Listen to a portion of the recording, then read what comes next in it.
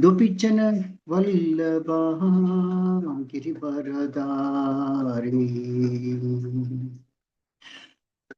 यशोदानंदन ब्रज जन रंजन यशोदानंदन ब्रज जन रंजन यमुना तीरा वनचारी यमुना तीरा वनचारी जय राधा माधवा कुंज बिहारी जय राधा माधवा कुंज बिहारी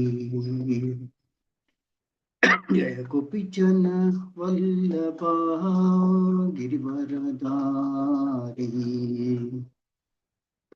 जय गोपीजन वल्लभा गिरिवरधारी यशोदानंदन ब्रज जन रंजन यशोदानंदन ब्रज जन रंजन यमुना तीरा वनचारी यमुना तीरा वनचारी जय राधा माधवा कुंज बिहारी हरे Krishna Krishna Krishna Hare Hare Hare Ram Ram Ram Hare Hare Hare Krishna Krishna Krishna Hare Hare Hare Ram Ram Ram Hare Hare Hare Krishna Krishna Krishna Hare Hare Hare Ram Ram Ram Ram Hare Hare Hare Krishna Krishna Krishna Hare Hare Hare Ram Ram Ram Ram Hare Hare Hare Krishna Krishna Krishna Hare Hare Hare Ram Ram Ram Hare Hare Hare Krishna Krishna Krishna Hare Hare Hare Ram Ram Ram Hare Hare Hare Krishna Krishna Krishna Hare Hare Hare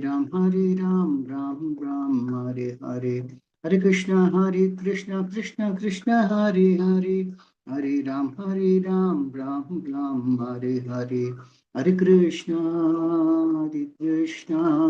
Hare Krishna Krishna Krishna Hare Hare Hare Ram Ram Ram Hare Hare Hare Krishna Krishna Krishna Hare Hare Hare Ram Ram Ram Hare Hare Hare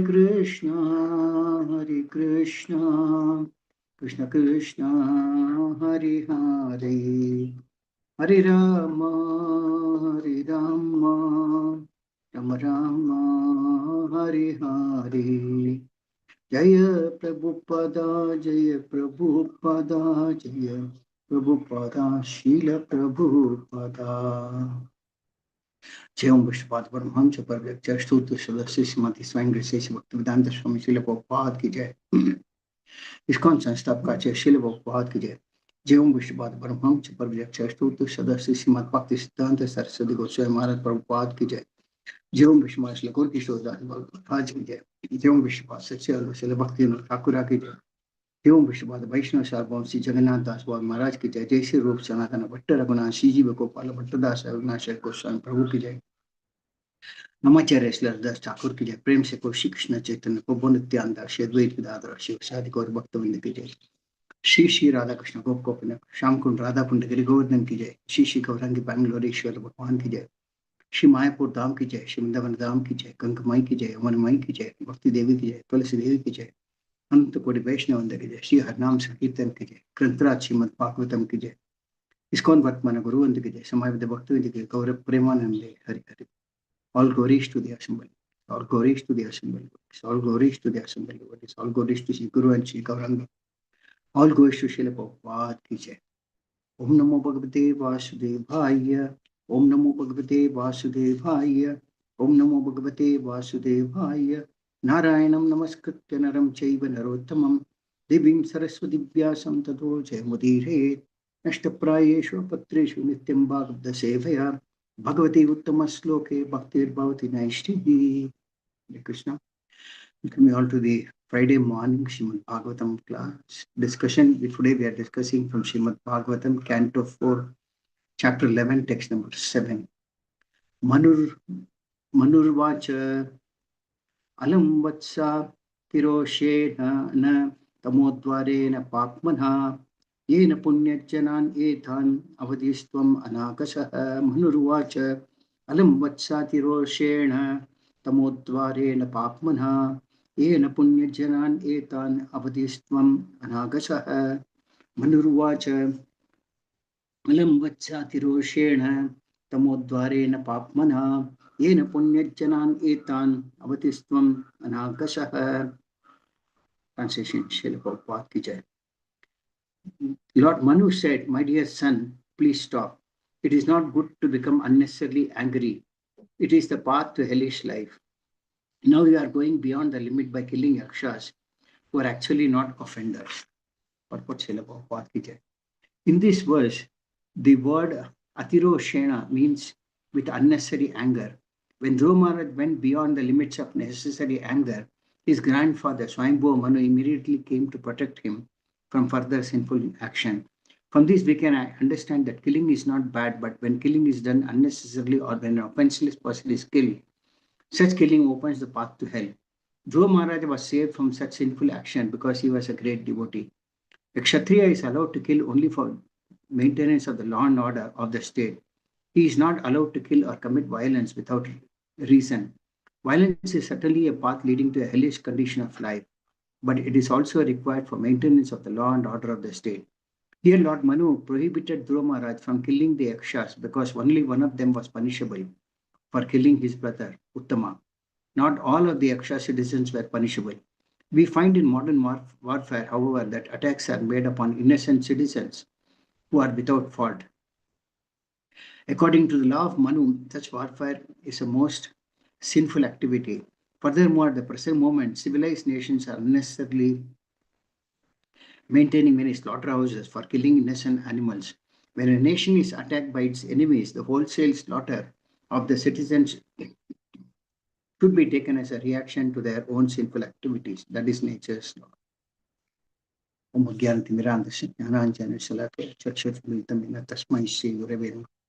Shri Chaitanya Manopishtam Stapitam Bhutale Swayam Rupakadamatyan Tadaki Swapadantikam Vandeham Shri Guru Shri Yudapadakamalam Shri Gurun Vaishnavam Shri Rupam Sakarjatam Sagana Raghunathanam Tam Sajivam Satvaitam Sabadodam Parijana Saitam Krishna Chaitanya Devam Shri Radha Krishna Padan Sagana Lalita Shri Vishakar Litamscha He Krishna Karuna Sindhu Dinabandho Jagatpate Gopesha Gopika Kanta Radha Kanta Namostate Taptakanchana Gaurangi Radhe Vrindavaneshwari Vrishabhanushte Devi Pranamami Haripriye Panchakalpatarubhyasya Kripasindhubhaya Vacha Patitanam Bhavnebhyo Krishnamebhyo Namo Namaha. Jai Shri Krishna Chaitanya Prabhu Nityananda Shri Advaita Gadadhara Shivasadi Gauri Bhaktavrinda. Hare Krishna Krishna Krishna Hare Hare Hare Rama Rama Rama Hare Hare. Muham Karoti Vachalam Pankam Mele Degaram Vepapatakam Bhate Shiv Garam Daridaranam Paramantabhaktam Shri Chaitanya Ishwara.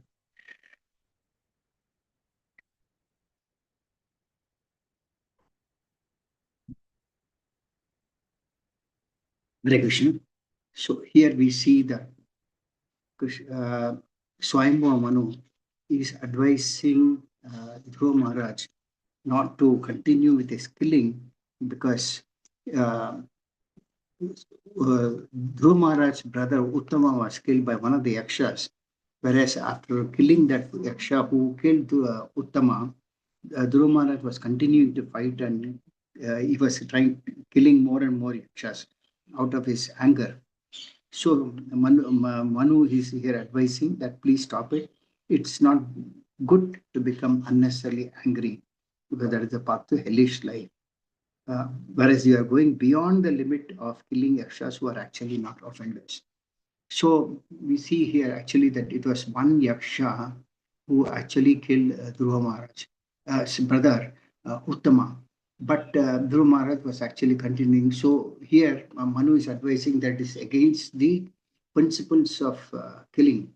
Now, mainly because Dhruva Maharaj was very, very angry. So he's asking him to curb his anger.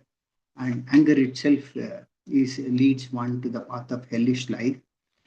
We see that Krishna also advises Arjuna to control his anger. He says in second chapter, Dhyayato Vishyan Pumsa Sangas Teshu Pajayate Sangat Sanjayate Kamaham Kamat Krodho Vijayate. The translation is when contemplating the objects of the senses, a person develops attachment for them. And from such attachment, lust develops, and from lust, anger arises. So we see that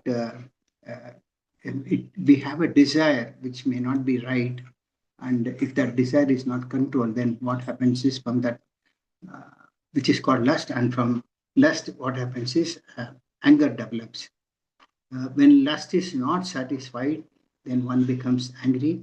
And if lust is satisfied, one becomes then a victim to other things like envy, greed, and so forth. So that is why it is Krishna advises Arjuna to control this lust, which is the cause of all the anarthas in everyone's life. He also explains in Bhagavad Gita itself lust, anger, greed. These are the three gates that lead one to hellish condition of life. So here we see Dhruva Maharaj is angry, and so he is going on killing. Now, in the purport, there is mention about unnecessary anger. So sometimes anger is necessary for Kshatriyas to engage in killing. For example, in the Battle of Mahabharata itself, we see how Arjuna had to be, Arjuna was initially reluctant to fight, but Arjuna had to be instilled with anger, because otherwise without anger he cannot fight. But anger can be used for fighting with a proper cause. For example, Hanuman used his anger uh, and set Lanka on fire. So anger can be used. It is necessary, particularly for Kshatriya. But then one has to understand the scriptural injunctions and also the state regulations and so forth. So when Dhruva Maharaj went beyond the limits of necessary anger, Swayambara Manu immediately came to protect him from further sinful actions. Dhruva Maharaj was also a great devotee, and Swayambara Manu himself is the source of all progeny. And Manu, he lays down the principles of dharma in his book Manu Samhita.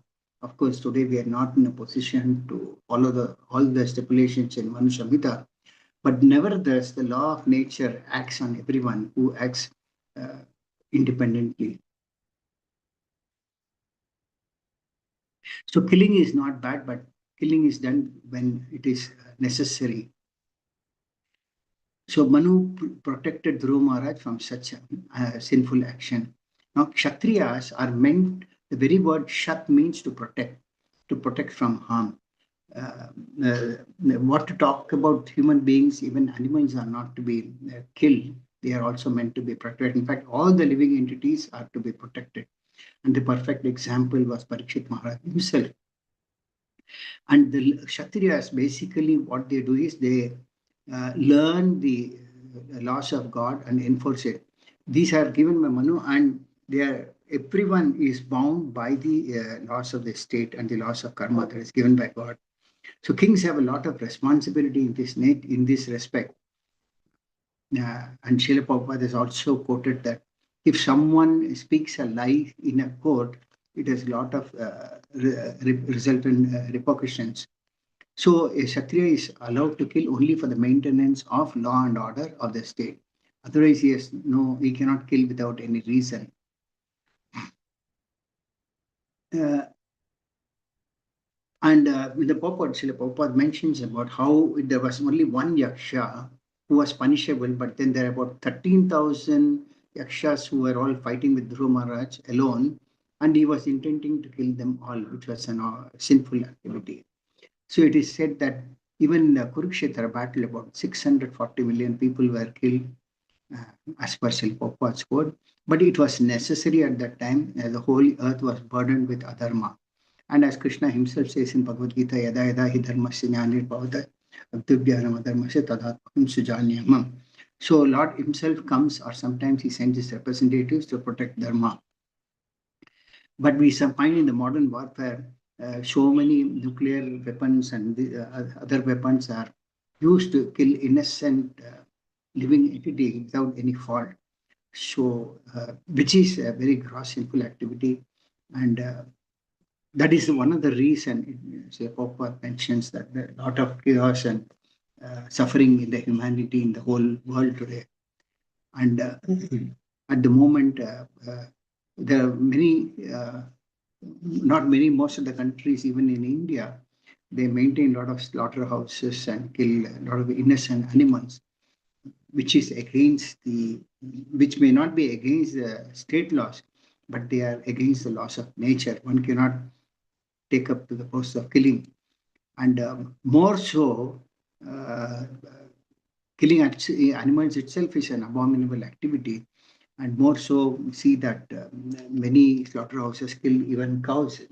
Of course, in the foreign countries, it's a very common activity, but killing cows, the cow is a very respectable animal. In fact, we say Mother Earth, so because that is her position as per Srimad Bhagavatam also. She is the mother and bull is the father. And when such innocent animals like cows are killed, then what happens is that there's a lot of sinful reactions, and that is why we see wholesale killing of innocent citizens, and there are a lot of wars and turmoil in every second nation in the country, either internally or external wars, riots, and so many things, natural disasters also, because somehow or the other, those who have committed these killings have to pay the price for it. So sometimes it can come in the form of natural disasters created by the demigods in terms of floods or tornado and so forth. We see so many people getting killed. But nevertheless, the thing is that one has to observe the rules of the state also. Sometimes in certain things, the scriptural injunctions may not have any such provision, but state laws have their own regulations, and if one is in a particular state, one has to observe that also, plus the rules of nature, laws of nature.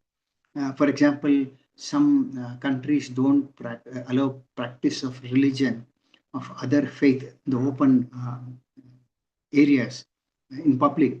So one may have to practice such these things in their personally in their houses. So one has to consider these also.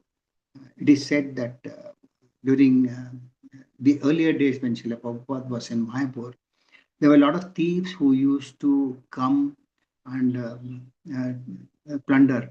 So Srila Prabhupada in fact told that we should be well prepared for that, but he said that uh, somebody comes and loots, we cannot be keeping quiet. We have to protect ourselves. And we have to protect whatever is there, the Lord's property, etc. So he always said that you don't try to kill, but then at least be prepared. So I heard that in the earlier days, sometimes Maharaj, His Holiness Jayaprakash Maharaj would carry a gun with him and just to threaten the people from coming there. So killing can be done. In fact, as a matter of fact, some countries allow even killing for self-defense. But these days, there is also a big question mark because there are a lot of controversies regarding killing in self-defense, and some countries don't even permit that also. But nevertheless, it is said that Kshatriyas can kill, but Brahmanas can never take up the role of killing anyone. Brahmanas have to be very, very careful. That's why we see even in Srimad Bhagavatam, Jadabharata was so careful so as not to kill even ants. That's how the Brahmana's nature is supposed to be. Some examples in Srimad Bhagavatam where it is mentioned about how Parasuram was an empowered incarnation of the Lord himself, and he was from a Brahmana background. But nevertheless, as Adharma was increasing, he took up the sword and killed 21 times all the kings. So it was necessary for him to take up that role. Bhagavad Gita also mentions about how Kshatriyas are, if they die in a battlefield, they go to heavenly planets. So it's like a sharp sword, which Srila Prabhupada says. Uh, uh, if you do the right duty, you may go to heaven, but if you are misusing it, you can go to hellish conditions also. So Manu has given this Manu Samhita, where it mentions about mass killings, particularly of animals or cows, are prohibited, and that is the cause of wars. So there are four pillars of religion, that is austerity, mercy, truthfulness, and cleanliness. So with animal killing, mercy is lost, and particularly cows are supposed to be very, very holy. So there's a pastime where it is said that during the early days when Srila Prabhupada went to the USA, one lady came and asked Srila Prabhupada that my son has gone on a war, because those days America was having a war with Vietnam. So this lady's son had actually gone to her son or husband had gone to the battlefield to wage war against Vietnam. So she asked for Srila Prabhupada's blessings, and Srila Prabhupada said that all these years you have been killing cows left and right, like maintaining slaughterhouses for cows. Now it is your turn to be killed. So the point is that killing is very, very abominable. That's how the law of nature works. So austerity, the four pillars of religion can be only one can only be maintained if we observe the regulative principles strictly. So by killing unnecessarily, one loses mercy, which is one of the important examples of pillars of religion. So another example in the Shastras is about in the Damodar Leela, we find that how Narada Muni cursed two sons of Kuvera, Nalakuvera and Manigriva, and they had to take birth as trees in their next life. Then the Lord, as Damodara, delivered them. So all these rules of karma, as per the laws of nature, have got to be strictly observed. Srimad Bhagavatam mentioned that there are different kinds of agitations, that one goes through agitation of the mind, the power of speech, and anger, and then agitations of tongue, belly, and genitals. So when we become angry, what happens is we forget everything and we can do anything, or we may speak anything which may not be right. There are also many advertisements openly in many states, even in India, that here liquor is available, beef is available, and so forth. But Krishna has given us very, very nice things to grains, fruits, milk, and so forth, which can be taken and honored after offering it to the Lord. So, particularly cow, it gives a lot of milk, which is necessary for nourishment of human brain, and that is the proper food. And though the cow is giving a lot of naturally good products like milk, cow urine, cow dung, etc., people don't value that.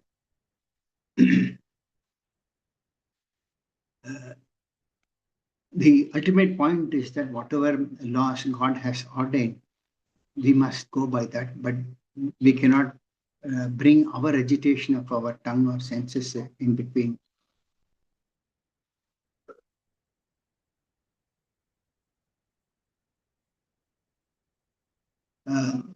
Lord Kapila, he's the incarnation of the Lord Godhead himself. When he appeared, he gave some instructions in the third canto of Srimad Bhagavatam. I'll go through some of these as to how if one maintains a family by abominable activities like killing, etc., what sort of a punishment that one goes through. So he says, mentions that persons engaged in sense gratification to maintain a family are treated by the messengers of Yamaraj called Yamadutas. At the time of death, the Yamadutas become the custodians of those who have strongly gratified their senses. They take charge of a dying man and and take him to the planet where Yamaraj decides, and the conditions are described. Just as a criminal is arrested for punishment by the constables of a state, a person engaged in criminal sense gratification is similarly arrested by the Yamadutas, who bind him by the neck with strong rope and cover his subtle body so that he may undergo severe punishment. That means the point is that everybody has got a gross and subtle body, but the subtle body consisting of mind, intelligence, and false ego and consciousness that remains even after one leaves the body. So the constables of Yamaraj cover the subtle body of the culprit and take him to the abode of Yamaraj to be punished in a way that he is able to tolerate. I mean, the all the way up to Yamaloka, he is taken in a very fearful condition that he is not, he is able to, he finds difficulty in tolerating. He does not die from this punishment because if he died there, he would not have any suffering. In the sense, the subtle body is always active. Only thing is, he has to suffer the consequences of all the activities of his sense gratification. And one example is given in Charitamrita also, where it is said that formerly, when anybody used to commit abominable offense, sinful activity, the king's men would take the criminal in a boat in the middle of the river. They would dunk that person by grasping his hair and thrusting him completely underwater. And when he was almost suffocated, the king's constables would pick him up again. And just for him to breathe, they would take him out for a few seconds and dunk him again into the water for him to suffocate. So this sort of a punishment was prevailing even it is effective even now, where Yamaraj gives such types of punishments. Then he mentions that while carried by the constables of Yamaraj, he is overwhelmed and trembles in their hands. While passing on the road, he is bitten by dogs and he can remember the sinful activities of his life that he had committed. And he is thus very terribly distressed. That means through the subtle body, the Yamaraj, the Yamadut messengers, the Yamadutas, create such an environment where he is bitten by dogs and he feels that pain in himself because the mind and intelligence is there. And these dogs which bark and bite just to remind him of a criminal activities of sense gratification. At that time, he forgets everything, but he remembers only these sinful activities that he has committed. And he forgets also that he has to forget the consequences of all these. So this is how the punishment goes. Another sinful activity that generally is in practice in many countries also, the government encourages birth control and women are supplied pills and all these things, and many governments encourage abortions. So these are all gross sinful activities for which one has to pay a price.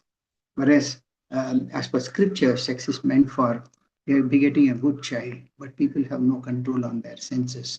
So poor people fall a victim to criminal offenses like these, and they're all punished to death. Then there's a mention of how when the Yamadutas take the soul to Yamaraj, at that time he goes through a lot of roads which are filled with hot sands, with forest fires on both sides. That means it's a very hot environment that this person finds it difficult to take it. At that time, he is whipped on the back by the constables, and because he cannot walk, he is afflicted by hunger and thirst. And there is no drinking water, no shelter, no place for rest anywhere on the road. So while passing on that road to the Yamaraj, he falls down in fatigue. and sometimes he becomes unconscious, but he's forced to rise again. So he's forced to become unconscious, but then he falls down in fatigue, but then still he has to rise again. So that is a situation how that is created for the soul. And in this way, he has to pass 99,000 yojanas within 2 or 3 moments. That means it's a long distance. And then he's at once engaged in torturous punishment, which he is destined to suffer. So that purport Srila Prabhupada mentions how 1 yojana is 8 miles. And thus he has to pass along a road that is as much as 792,000 miles long. And such long distance is passed over within a few moments only. And the subtle body is covered by the constables of Yamaraj, so that the living entity can travel such a long distance very quickly and at the same time tolerate the suffering. The living entity has to tolerate the suffering, he has no other way. So they travel at a speed of about 18,000 miles per hour.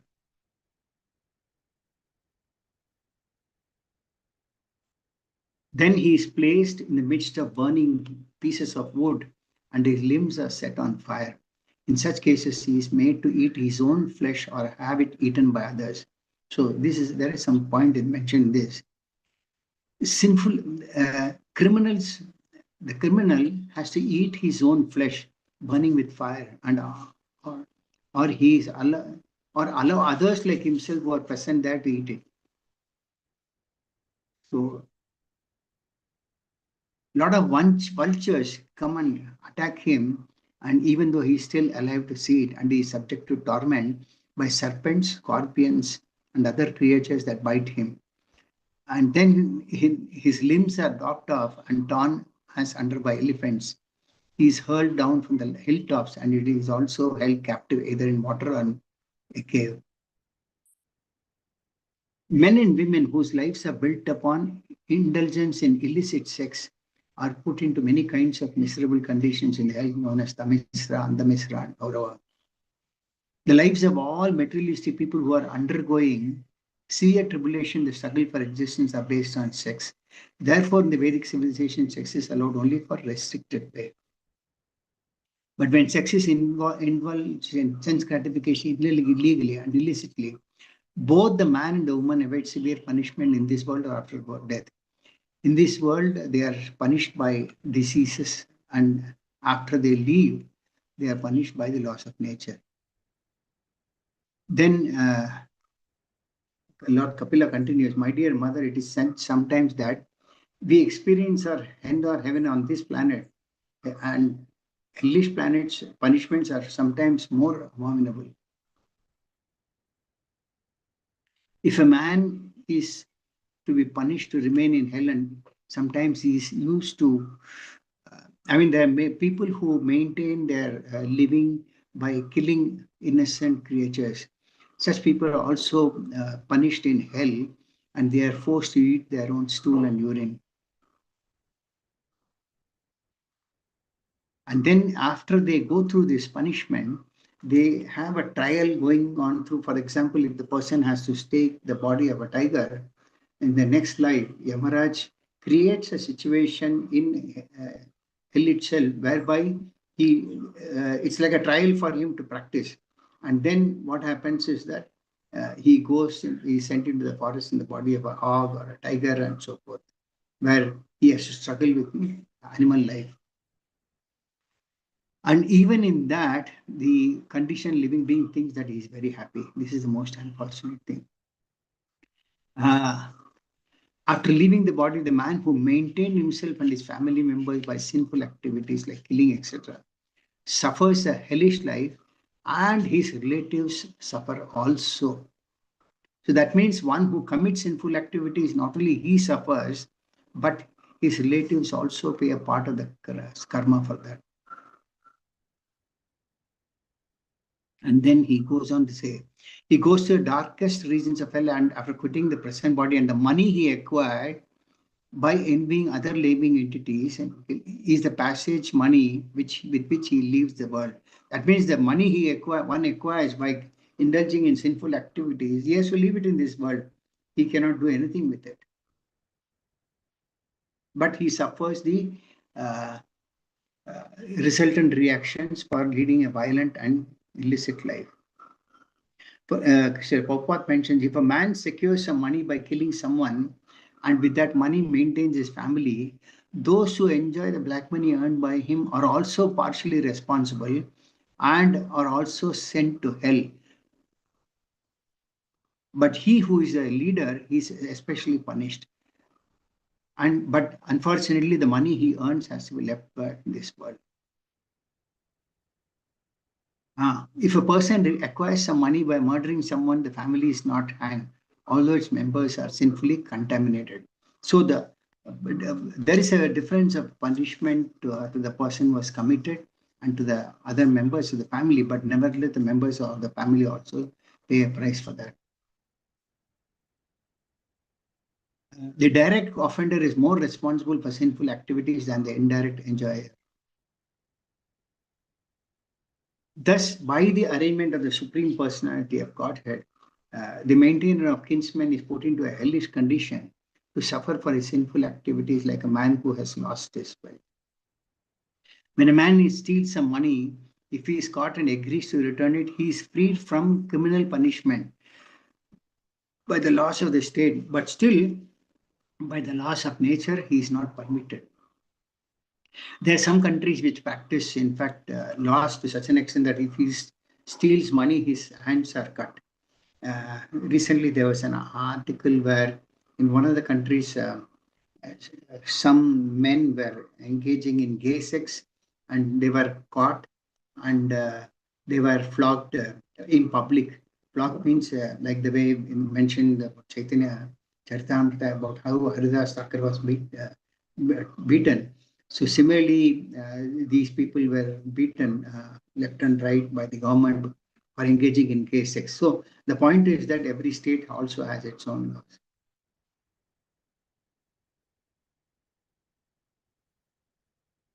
So anything to do with violation of rules and regulations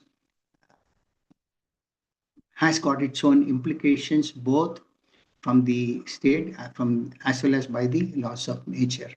So that's why Krishna conscious activities are transcendental to all these activities. And otherwise, even if one does some pious activities, he may get some pious results.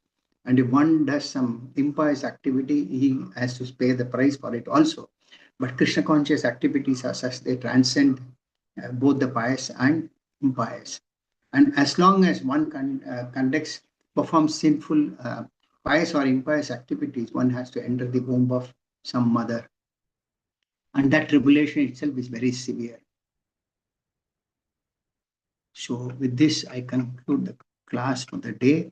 What we can take about is that the killing of innocent living beings is is a sinful activity and one should try avoiding that.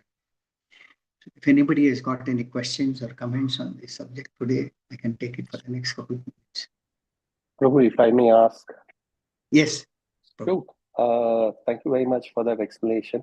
Just a quick question on, what happens to an aggressor? Aggressor should also be left as it is, or aggressor should be punished? Again, as I mentioned in the middle of the class, that aggressor has to be punished. Again, it depends on the state laws. When you say an aggressor, can you clarify on that what type of an aggressor? Yeah, because you can defend yourself and be protected by the state. But in general, those who try to kill on the process of self-defense, they are also not protected by the state government. Okay. Another question is, there are certain animals, certain beasts, certain birds who are harmful to us. So protect ourselves, can we kill them? Let's take an example of a mosquito. Yeah. Now, it's a very, very sensitive question. Yeah. But nevertheless, if you see the Prabhupada's quote, even an ant should not be killed. But then we can treat them as an aggressor. If it is possible to, particularly in the case of a mosquito, if it is possible to do something by applying an ointment in the body or something like that, In which case the mosquito, it's like as good as a mosquito repellent. They may not bite. If an option like that is available, one should try and adopt that. Okay. Got that, Prabhu. Thank you. Thank you for clarifying. These things, if the surrounding atmosphere is unclean.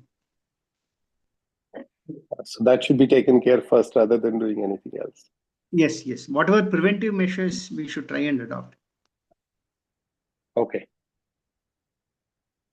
Okay, Prabhu. Done. Thank you. Anybody else? Any other questions, comments?